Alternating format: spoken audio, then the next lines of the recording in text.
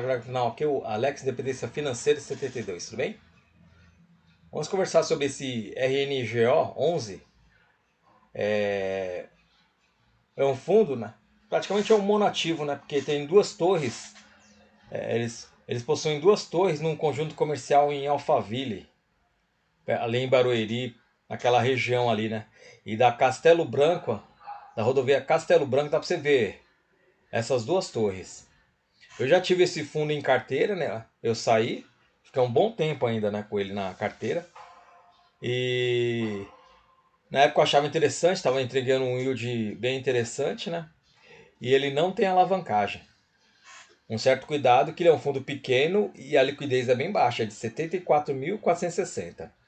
Vamos lá. A cotação está em R$ 46,05. Dividend yield de 9,90%. E P sobre VP de 0,56, quer dizer que está 44% abaixo do valor patrimonial. Ele estava... Até então ele acompanhava bem aqui o IFIX, pelo que eu vi ali no gráfico, né? Aí depois da pandemia, com a vacância e outros problemas, ele despancou, ele não se recuperou nunca mais aqui. Tá nas mínimas aqui, ainda históricas aqui, né?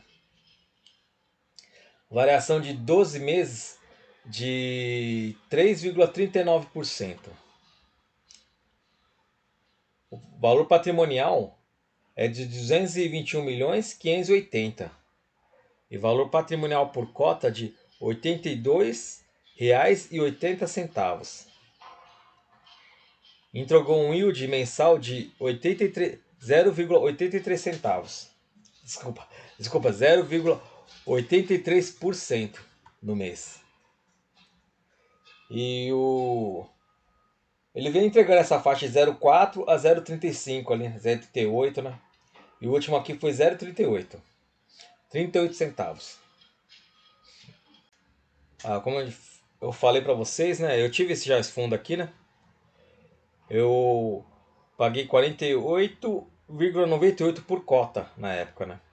E vendi por 49. Como era um fundo pequeno, praticamente monoativo, né? Eu fiquei com receio e acabei saindo, né? Mas eu fiquei um bom tempo com ele. Tanto é que eu vendi com pequeno lucro aqui, né, na venda, mas com os dividendos foi de mais 9,60%. Relatório gerencial de junho de 2024. Para quem não conhece esse fundo, ele é um fundo passivo e a taxa de administração é bem baixa. Com os fundos passivos, normalmente as taxas são bem baixas, né? E não tem taxa de performance. A taxa de administração é de 0,2% ao ano sobre o patrimônio líquido. Taxa de performance não tem. E deu início em maio de 2012. Então temos 12 anos aí de vida esse fundo. Aí ele fala aqui que o fundo é proprietário do edifício Padawiri e do edifício Demini e Deck Park do condomínio Centro Administrativo Rio Negro. Eles são donos de duas torres em um conjunto comercial lá em Alphaville, Barueri, perto de Barueri. A receita aqui do fundo ele foi de 55 centavos por cota e a despesa operacional de 0,25.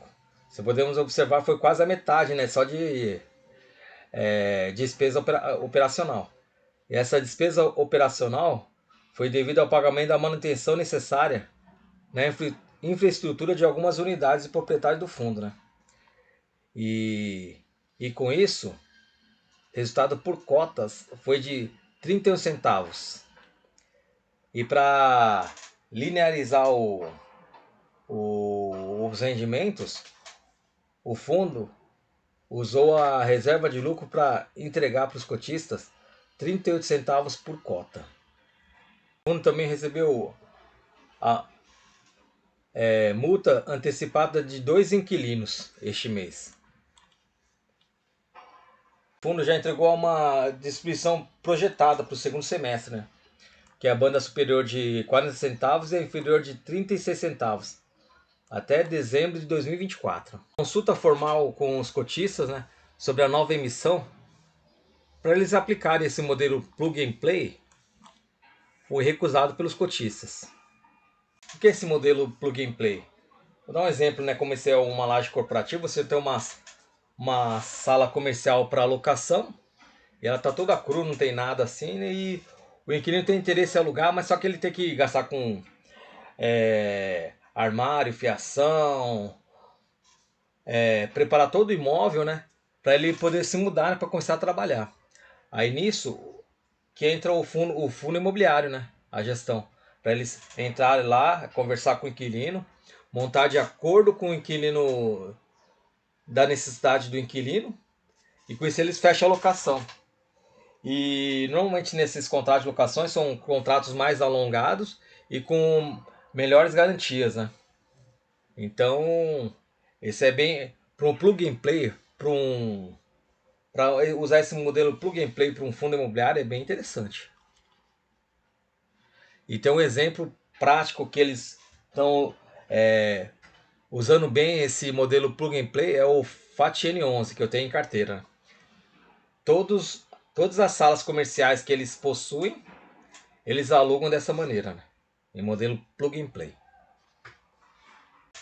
Aí aqui eles estão dando um exemplo aqui de um ativo da Rio Bravo ali na Paulista, é um edifício de 1970 que eles fizeram um retrofit e estava 100%, na época do retrofit estava 100% vago. E aí eles adotaram agora esse plug and play, resumindo aqui, né? Agora eles estão 100% ocupado esse ativo aqui, né? O fundo que eles estão se referindo é esse aqui, ó. É o RCRB11. E aqui eles comentam que o fundo tem essa flexibilidade de alugar desde 300 metros a quase 3.000 metros quadrados aqui de área consecutivas. É que aí você não tem essa necessidade de pegar um exemplo aqui dessa laje inteira para você locar, né? Essa laje inteirona ou a metade da laje, né? Então eles dão essa flexibilidade em alugar partes dessas lajes aqui assim, né? Então isso é bem interessante também. Essa aqui é a localização do imóvel. E aqui é Castelo Branco. Como eu moro no Paraná, sempre passo nessa rodovia aqui para visitar meus familiares lá em São Paulo, né? Aí eu lembro que eu passava com meus filhos lá e falava assim, o pai é proprietário ele é de 0,00001% desse imóvel. E os filhos davam risada. E a vacância aqui do Rio Negro, na região de Alphaville, ele tá bem menor aqui do que da média da região, né? E da Torre Padauíri está em 19,12% de vacância e o Demini em 31,26%. E o vencimento dos contratos, a maioria aqui é no 2025. Aí 2026 tem 23%, 27, 22,8%. E tem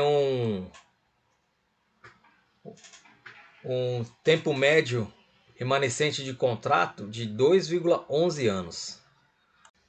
E na planta aqui do edifício, o bloco B até que tá quase, tem 5 áreas vagas aqui, né?